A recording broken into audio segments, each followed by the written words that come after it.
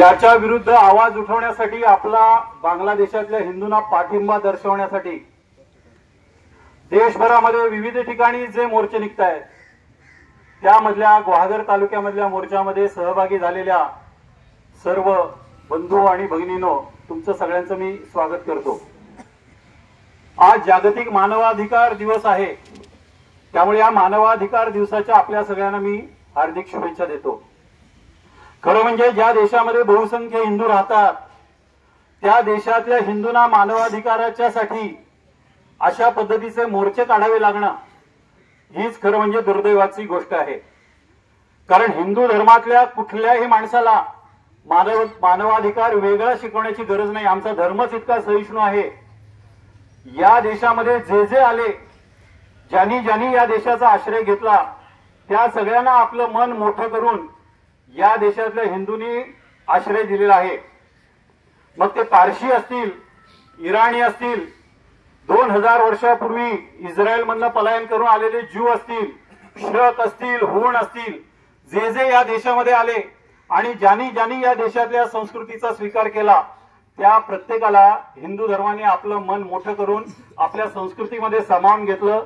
आणि आज या देशामधले शक कुठे आहेत, हुण कुठे आहेत, याची कोणती खूण राहिलेली नाही, इतके ते या देशामध्ये आणि या देशाच्या संस्कृतीबरोबर समरस होऊन गेलेले आहेत। मुद्दा येतो ज्या वेळेला हिंदूंवरती, या देशामध्येच नव्हे तर जगामधल्या हिंदूंवरती ज्या ज्या वेळेला अत्याचार होतो, त्या वेळेला भारतामधनं फक्त हिंदूंकडनं प्रतिक्रिया येते।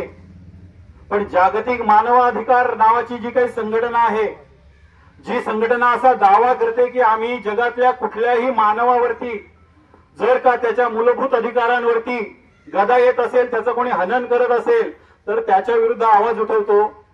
या संघटनेच्या कार्यकर्त्यांचा जर का इतिहास बघितला, तर ज्या ज्या वेळेला हिंदूंवरती अत्याचार झालेले आहेत, त्या त्या वेळेला या संघटनेचे कार्यकर्ते एकतर गायब झालेले आहेत, नाहीतर गप्प बसलेले आहेत।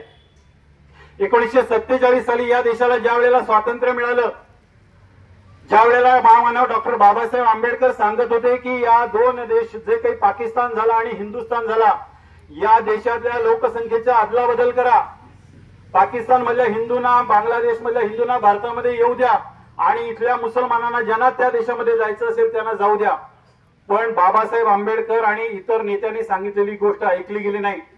परिणामी ज्या वेळेला पाकिस्तानची स्थापना झाली, ज्या वेळेला फाळणी सुरू झाली, त्यावेळेला पाकिस्तान मधल्या हिंदूंवरती अनन्वित अत्याचार करण्यात आले। अनेक हिंदूंच्या स्त्रियांना पळवलं गेलं, मुलींना पळवलं गेलं, लहान मुलांना भोसकलं गेलं, तरुण माणसं असतील, वृद्ध माणसं असतील, अशा पुरुष मंडळींना ठार मारण्यात आलं। रेल्वे भरून प्रेत ही पाकिस्तान मधनं त्यावेळेला भारतामध्ये येत होती। त्याही वेळेला या देशातला हिंदू समाज गप्प राहिला। जगातल्या कुठल्याही देशातल्या कुठल्याही मानवाधिकार कार्यकर्त्यांनी याच्या विरोधामध्ये कधीही आवाज उठवला नाही।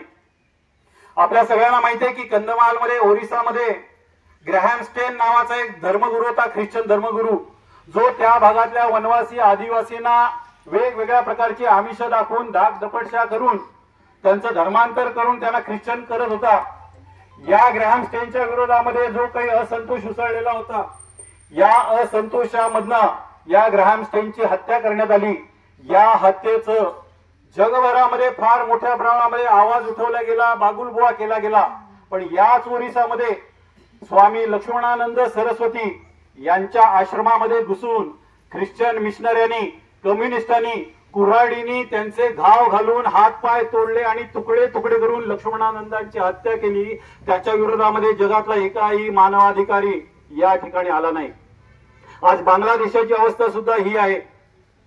बांगलादेशामध्ये काही महिन्यापूर्वी लोकशाही पद्धतीनं निर्माण झालेलं सरकार हे सत्तेवरती आलं होतं। त्या देशातल्या काही लोकांना हे सरकार सत्तेवर असणं हे सोयीचं नव्हतं, कारण त्या देशातले जे पंतप्रधान होते हे भारताचे प्रेमी होते, भारताविषयी त्यांना आत्मीयता होती। आणि याचं महत्वाचं कारण असं होतं की जेव्हा बांगलादेशाची निर्मिती झाली, त्यावेळेला त्या निर्मितीमध्ये या भारतातल्या लोकांनी आणि भारताने या सगळ्यांना प्रचंड मोठं सहकार्य हे केलेलं होतं। आपल्या सगळ्यांना माहिती आहे की पाकिस्तानमध्ये निवडणुका झालेल्या होत्या, त्यावेळेला अवामी लीग नावाचा जो बांगलादेशातला मुख्य पक्ष होता, या पक्षाचे प्रमुख नेते शेख मुजीबुर रहमान हे ज्या वेळेला या निवडणुकीमध्ये निवडून येतील आणि संपूर्ण पाकिस्तानचे पंतप्रधान होतील असं ज्या वेळेला पाकिस्तान मधल्या पश्चिम पाकिस्तान मधल्या लोकांच्या लक्षात आलं, त्यावेळेला त्यांनी लष्कराला आदेश दिले. लष्कराने ती निवडणूक रद्द ठरवली आणि लष्करी कारवाई बांगलादेशावरती केली.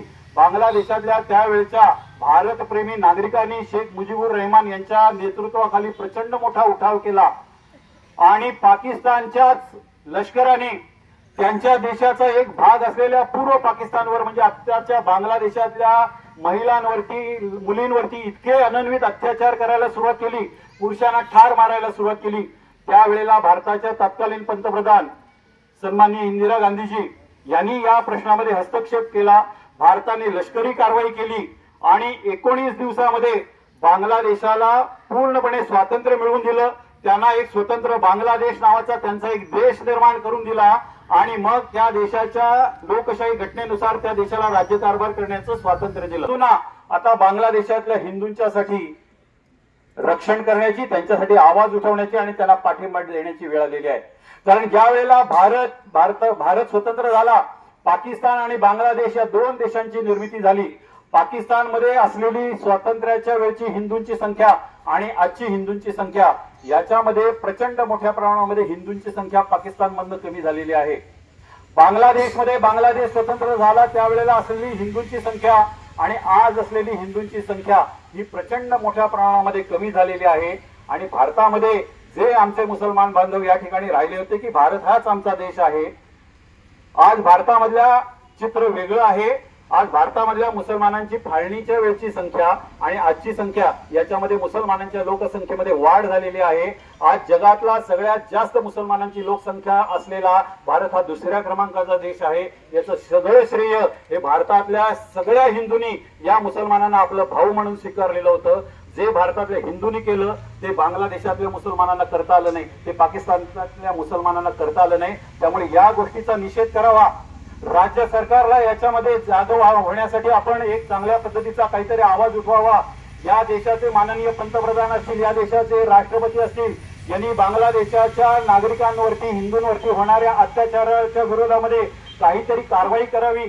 बांगलादेशातलं जे सरकार आहे या सरकारला या आंदोलकांवरती आणि अत्याचार करणाऱ्यांवरती कठोर कारवाई करण्याची या भारत सरकारने विनंती करावी, आदेश करावेत. आणि हे करून जर का ऐकले नाही तर भारत सरकारने लष्करी कारवाई करून बांगलादेशातल्या हिंदूंचं रक्षण केलं पाहिजे, अशी आमची सगळ्यांची या मोर्चाच्या माध्यमातून मागणी आहे.